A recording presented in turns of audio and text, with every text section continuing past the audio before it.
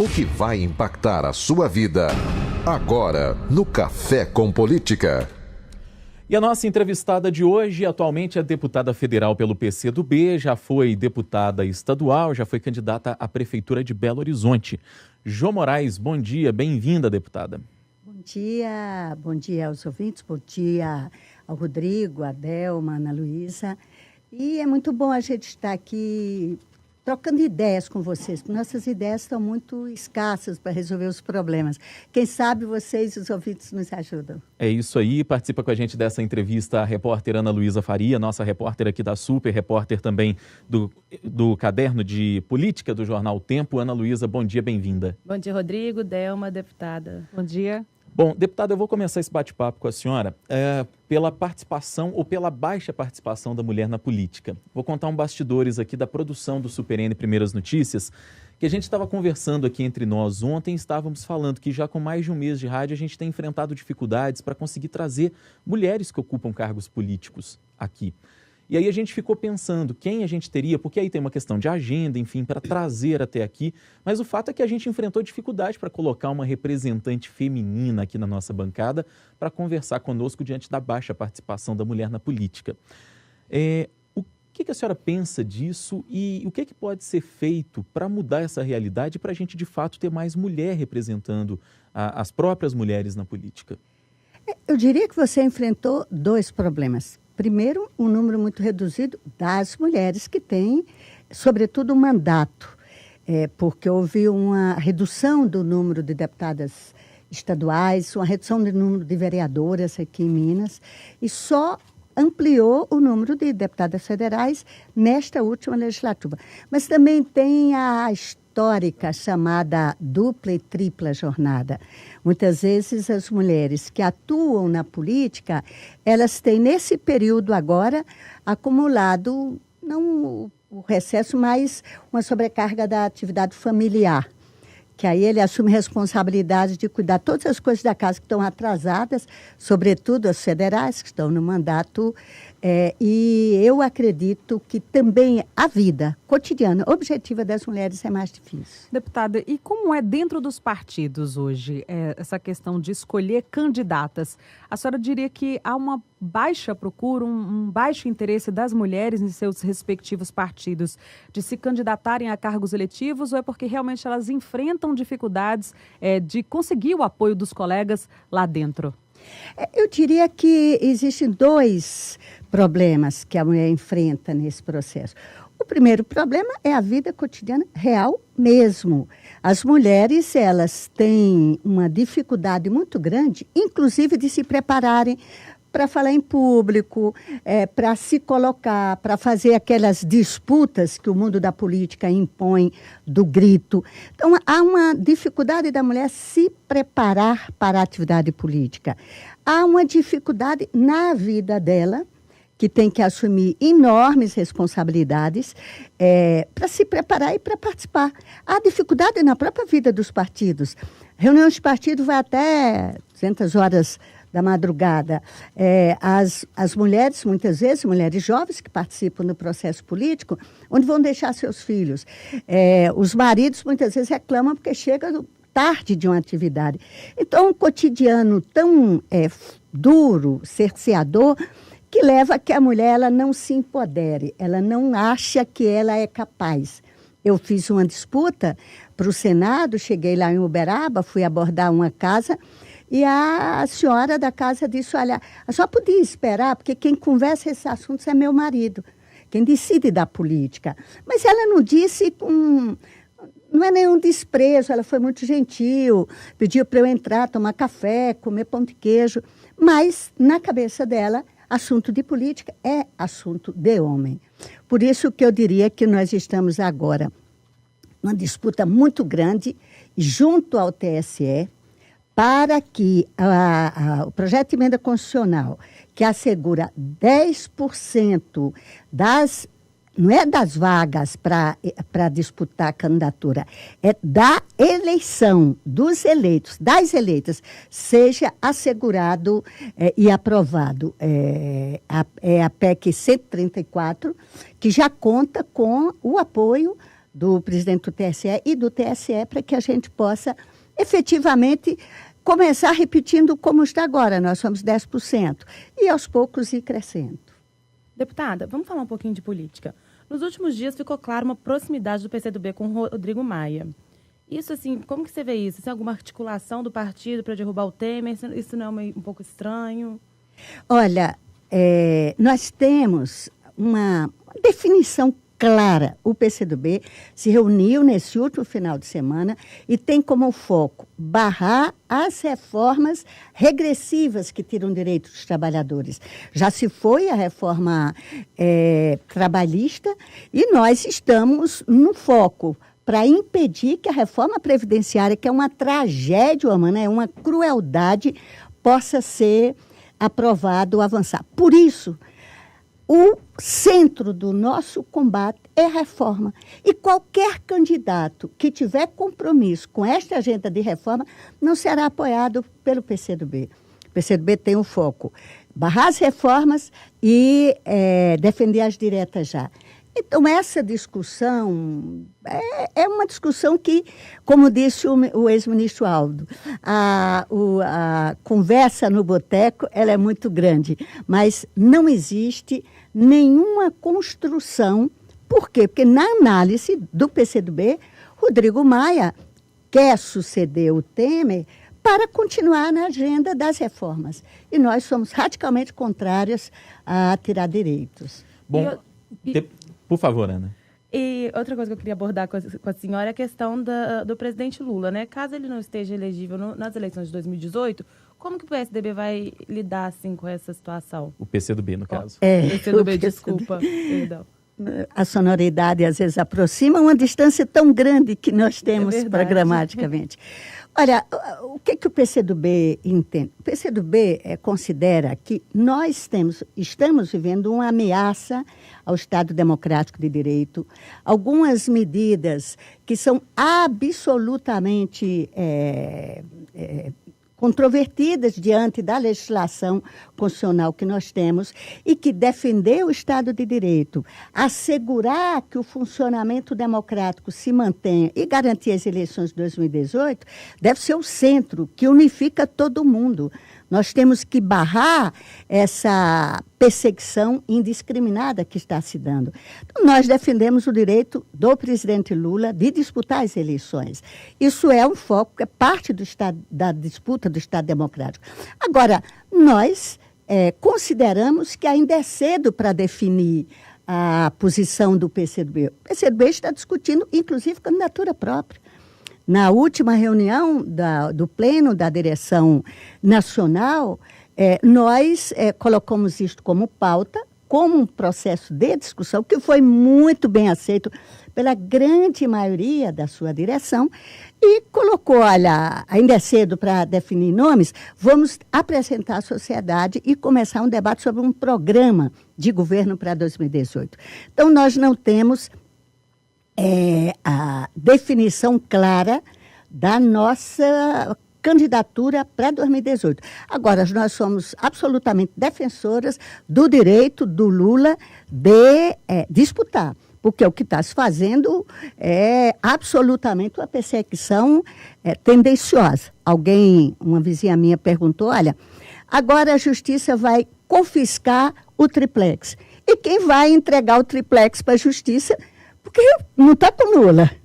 Então, quem vai... Essa é a demonstração mais explícita da absurda situação que se criou para condenar um ex-presidente que tem como peso, teve erros políticos, todos nós sabemos, nós discutimos, mas está sendo perseguido não pelos seus erros, mas pelos acertos de incluir 30 milhões de pessoas na economia brasileira. Nós estamos conversando nesta manhã com a deputada federal Jo Moraes, do PCdoB.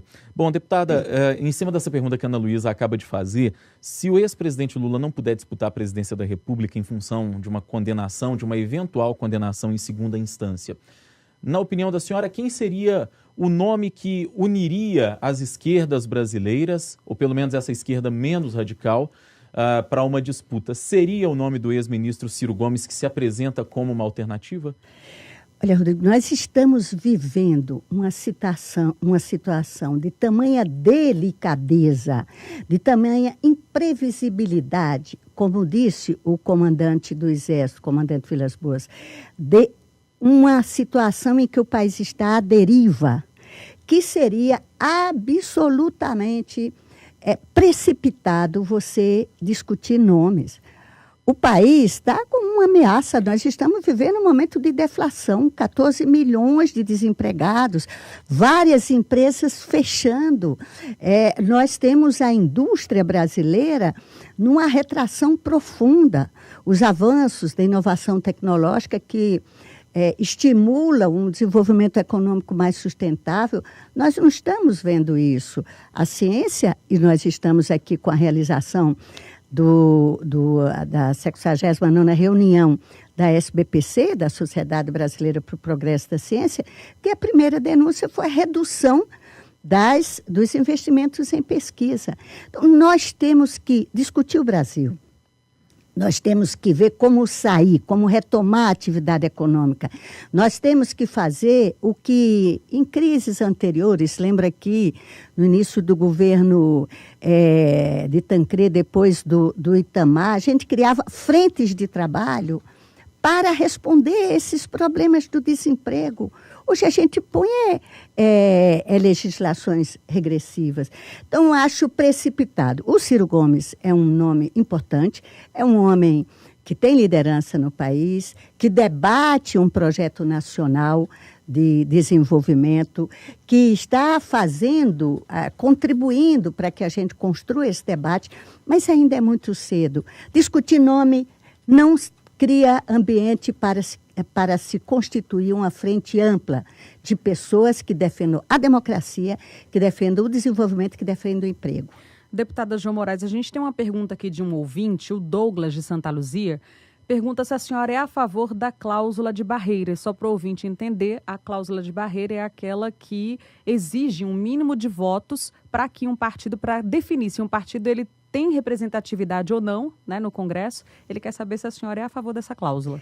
Olha, Douglas, nós estamos discutindo agora no Congresso a reforma política. E a reforma política que está tramitando inclui a cláusula, eu diria cláusula de barreira, não, a cláusula de desempenho. É quase a mesma coisa. Hoje, o PCdoB, para funcionar, ele teria que ter na legislação lá, uma exigência de 2% dos votos nacionais e 2% em 14 estados. Nós estamos discutindo para que se inicie um processo gradativo e o PCdoB já participa de um acordo, defende que os partidos tenham 1,5% dos votos no país para ter um funcionamento. Deputada, eu gostaria de continuar falando sobre política com a senhora. A senhora está aí com uma camisa no fundo da blusa defendendo as diretas já. O ouvinte que está nos acompanhando pela live, está nos assistindo nesse momento, inclusive já está vendo aí essa camisa da senhora defendendo as diretas. Mas o que a gente tem ouvido de muitas pessoas é que o prazo para fazer uma eleição direta está ficando cada vez mais corrido, mais curto, melhor dizendo. Ou seja, que não haveria tempo hábil, que talvez seria até traumático para o Brasil uma eleição direta agora e daqui a pouco mais de um ano, uma outra eleição para a presidência da República. Como é que a senhora se posiciona diante disso? Não seria o caso de tentar antecipar as eleições em vez de fazer diretas agora e fazer uma nova eleição daqui a um ano e pouco, não? Olha, o PCdoB defende as diretas inclusive quando a presidente Dilma ainda estava sofrendo o processo de impeachment, e a gente disse, olha, vamos fazer uma antecipação e realizar. O PCdoB considera que eleições diretas, voto do povo, é o único instrumento de dar legitimidade a alguém que vai governar o país.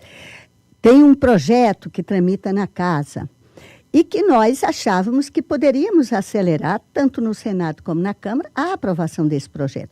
Se nós iríamos antecipar as eleições que tenham uma duração temporária, um mandato temporário, é uma discussão. Pode ser um mandato temporário de um ano ou pode ser um mandato que incorpore excepcionalmente uma prorrogação desse mandato, que inclui as eleições gerais de 2018. O que nós queremos dizer é que não é a dinâmica, a metodologia que deve nos orientar. É, sobretudo, este aval que o povo brasileiro tem que ter. O povo escolhe, pode escolher Temer. E se o Temer, que vai estar continuando a fazer as besteiras todas contra o povo que ele está fazendo, mas foi o povo que legitimou, foi com o seu voto. Nós não podemos continuar com um governo que caçou 54 milhões de votos e que foi definido por 300 e poucos representantes, deputados que a gente sabe que tem pouca representação no povo. O deputado da Câmara entrou em recesso, né, a partir de hoje, e a defesa do presidente Temer está preparando uma estratégia, porque no dia 2 de agosto isso vai ser analisado no plenário da Câmara, e assim como a defesa do presidente está trabalhando, e a gente sabe que em política as conversas não param, a oposição também está preparando uma estratégia. Vocês devem se reunir nesse recesso, já prevendo a votação que está prevista para 2 de agosto em relação à denúncia contra o presidente Temer? A oposição se reuniu durante todo esse processo, quando foi apreciado na Comissão Constituição e Justiça, e está com reuniões regulares durante esse recesso. Qual é a nossa preocupação? É que parece que o povo brasileiro esqueceu do que ocorre no país. Foi liberado, em junho, 1 bilhão e 800 milhões de reais de emendas parlamentares para os deputados. Para os membros da Comissão de Constituição e Justiça, foi liberado mais de 250 milhões só nos últimos dias. Foram mudados na Comissão de Constituição e Justiça 12 deputados da base do governo que foram substituídos. E parece que há uma perplexidade da população que foi para as ruas combatendo, querendo o impeachment da Dilma porque havia corrupção. Os fatos se sucedem abertamente, claramente, e a população não reage. Então, qual é a nossa preocupação? Nós pactuamos para ser no dia 2 de agosto, pedimos que seja transmitida ao vivo, que fosse uma sessão no domingo, para o povo brasileiro saber. Agora, existe uma vantagem regimental para o Temer, que ele só precisa de 172 votos num Congresso que tem 503 pessoas. O que a gente sabe é que eles vão repetir agora o que fizeram nas diretas já. Estimular a ausência de deputados, porque eles têm medo de fazer esse voto, então o Temer libera para estar ausente. Deputada, nós temos mais 1 minuto aqui de tempo para encerrar a entrevista. Eu queria falar rapidamente de política local com a senhora. A senhora levantou até a hipótese do PCdoB ter um candidato próprio à presidência da República. O PCdoB analisa também a possibilidade de ter candidatura própria ao governo de Minas, diante das dificuldades que o governador Fernando Pimentel enfrenta? O PCdoB considera que essa eleição vai ser um desafio. E que vai ser o desafio principal, a necessidade de botar a cara dos partidos. O PCdoB é um partido que tem projeto para o país, que tem uma ação junto ao povo muito grande e vai fazer uma construção, sobretudo, que lhe dê mais visibilidade, que é integrando a chapa majoritária. Em que espaço e como nós vamos discutir quando chegar mais próximo? Nós integramos o governo do Pimentel e estamos aí tentando construir um novo projeto para Minas. Deputada federal Jo Moraes, do PCdoB, muito obrigado pela visita, pela entrevista aqui no Café com Política, é um prazer recebê-la. Obrigada a todos vocês, obrigada Rodrigo, Adelma, Ana Luísa, e que nós tenhamos sempre esse espaço livre para que o povo saiba e pense o que quiser.